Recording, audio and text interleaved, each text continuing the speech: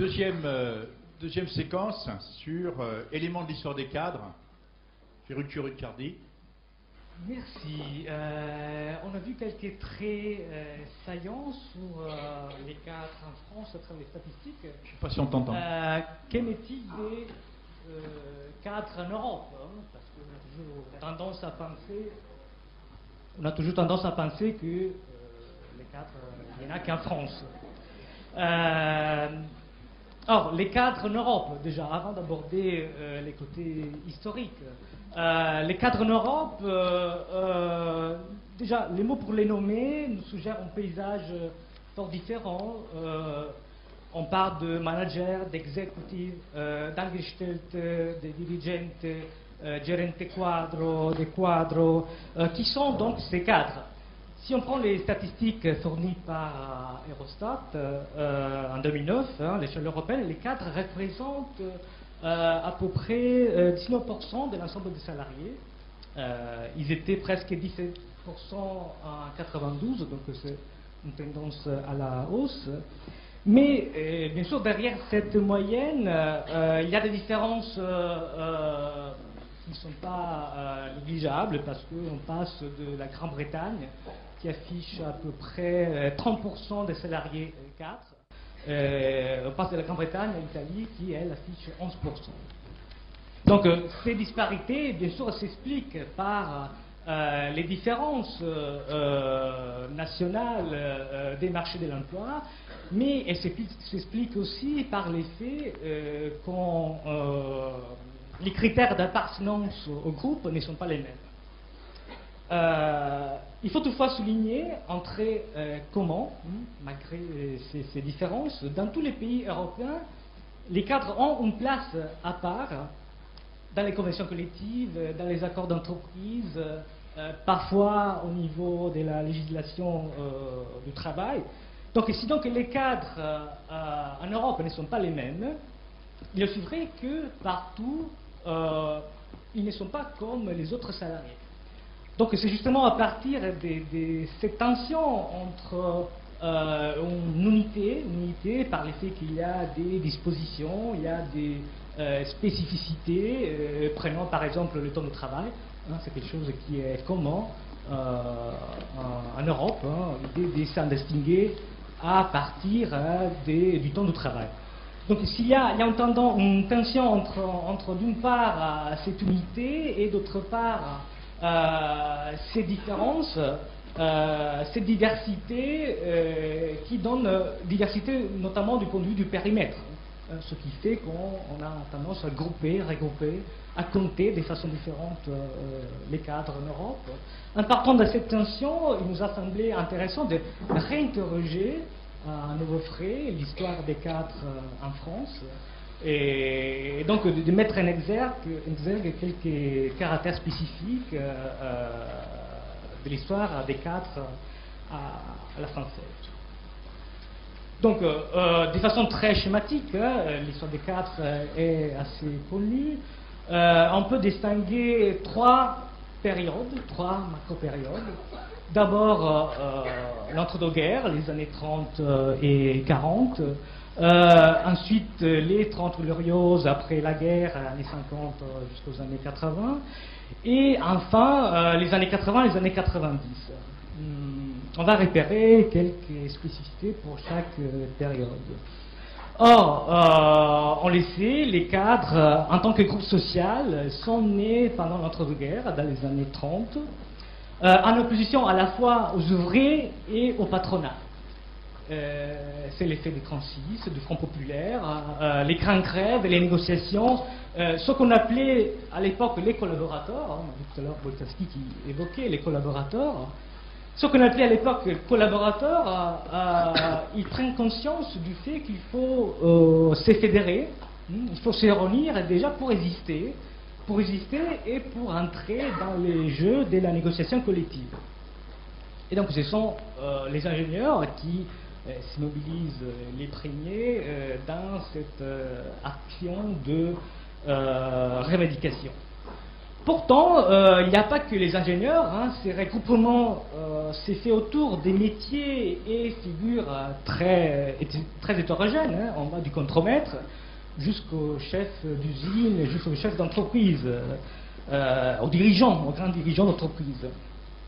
Donc, depuis, à partir des années 30, on commence à qualifier, à nommer cet agrégat dispersé sous le nom cadre, qui a une dérivation militaire. Hein. Or, donc les cadres sont entre deux au sens où ils sont entre la direction d'une part et les ouvriers, mais ils sont entre deux aussi d'un point de vue social, entre la classe ouvrière et les patronats. D'où aussi leur posture un petit peu idéologique à l'époque. C'est les discours des revendications propres aux classes moyennes qui s'imposent à l'époque. Donc d'où la difficulté aussi à tenir cette position intermédiaire, hein, dans une situation historique très conflictuelle, hein, qui abrite des relations sociales très conflictuelles. Donc on a vu la première partie, la première période, les années 30 et 40. On voit maintenant la deuxième période après la libération, c'est la période de la croissance, le début des 30 glorieuses, représente en quelque sorte les moments des grandes expansions des cadres, hein, de la catégorie 4, qui s'installent dans les grandes entreprises, dans des grandes entreprises bureaucratisées. Or, leur activité au sein des entreprises est caractérisée par une sorte de contrat de confiance, hein, ce que les sociologues appellent le contrat de confiance, c'est-à-dire leur fidélité à l'entreprise, leur engagement est en quelque sorte récompensé par des avantages complémentaires, par une promesse de carrière, un emploi relativement stable, mais aussi par toute une série de statuts. Donc on commence à parler à ce moment-là des statuts cadres, c'est-à-dire ce sont des organismes spécifiques, en caisse de retraite, l'APEC, mais aussi un syndicat catégoriel, CGC, qui est censé les défendre. Et donc, voilà, ça c'est un petit peu la période centrale, hein, de l'histoire des cadres. Donc une période marquée par la montée en puissance, du point de vue du nombre, du point de vue du rôle social des cadres. Montée en puissance qui profite aussi au processus de syndicalisation, parce que finalement, à partir des années 60, aussi les grandes centrales ouvrières s'intéressent aux cadres. On voit naître des fédérations des cadres au sein de la CDP, au sein de la CGT, etc. On arrive donc à la troisième partie, les années 80, les années 90. Là, disons que pour être un peu plus schématique, on peut distinguer deux conjonctures, hein, qui s'opposent au sein de cette période. D'abord les années 80, ce sont des années de croissance du nombre des cadres, c'est les années de la révalorisation, du retour à l'entreprise, de la révalorisation de l'entreprise, de la culture d'entreprise. On assiste donc à la montée de puissance des cadres, à une certaine diversification sociale. Être cadre, devenir cadre devient synonyme de mobilité sociale. Les sociologues commencent à s'intéresser à ces groupes intermédiaires. Donc les années 80 d'une part, et les années 90, notamment la première moitié des années 90, qui sont marquées par les phénomènes du chômage, avec la crise de 93, les phénomènes du chômage qui touchent pour la première fois de façon assez importante aussi les cadres. Si on prend par exemple les cadres administratifs, hein, à l'époque, le taux de chômage des cadres administratifs atteint 10%. Donc c'est un traumatisme, hein, qui est sorte un véritable choc qui contribue à briser l'idée du cadre à la française qui avait eu son apogée pendant les 30 Glorieuses. Cette idée de stabilité, des contrats de confiance commence à être brisée, d'autant que on voit certains statuts, certains caractères, on voit l'érosion de ces prérogatives, hein, qui étaient propres au statut cadre.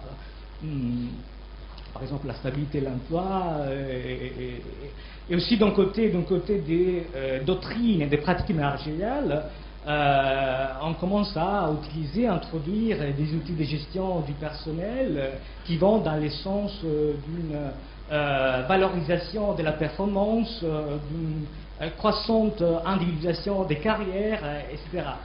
Donc on commence à parler de fragilisation, de banalisation des cadres, du statut cadre. Donc ça c'est l'effet de la crise qui touche les modèles des carrières, mais aussi les représentations sociales.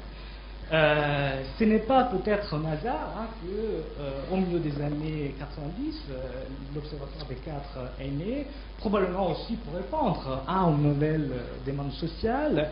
Il est né pour réfléchir, pour essayer de comprendre, de mieux comprendre qu'est-ce qui s'est passé et surtout qu'est-ce qui a changé ces dernières années. Et donc je termine sur cette question, qu'est-ce qui a changé ces dernières années? Je termine ce petit portrait historique.